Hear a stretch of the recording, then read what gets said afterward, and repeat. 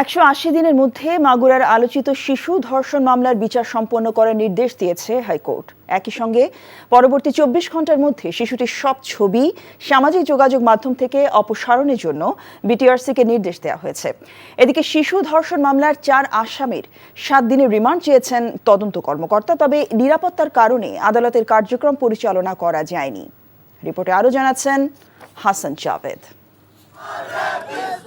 মাগুরায় 8 বছরের শিশু ধর্ষণের ঘটনায় দেশজুড়ে চলছে প্রতিবাদ, বিক্ষোভ।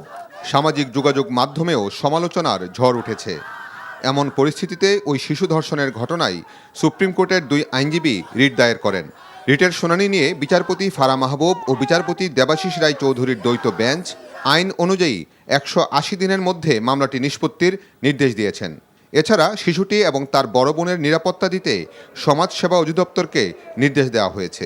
আইনের ভিতরে 180 দিন দেওয়া আছে, কোর্ট সেটাকে আর ট্রাভেল বাইপাস করতে পারলো না। তার জন্য কোর্ট বলে 180 দিনের মধ্যেই যেন কমপ্লাই করতে হয়, 180 দিনের মধ্যে যেন বিচারটা শেষ করা হয়।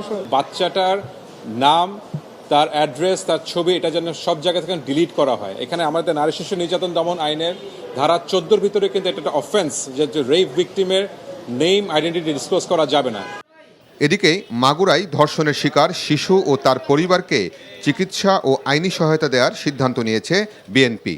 ধর্ষণের সঙ্গে জড়িতদের দৃষ্টান্তমূলক সাজা নিশ্চিত করতে 5 সদস্যের আইনজীবী প্যানেলও ঘোষণা করেছে দলটি।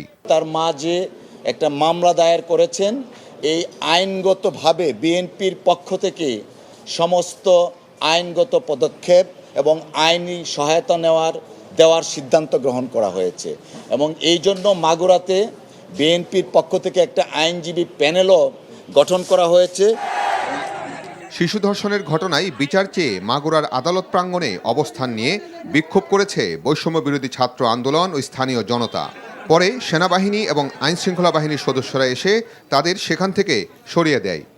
Hasan Javed, NTV news, Dhaka.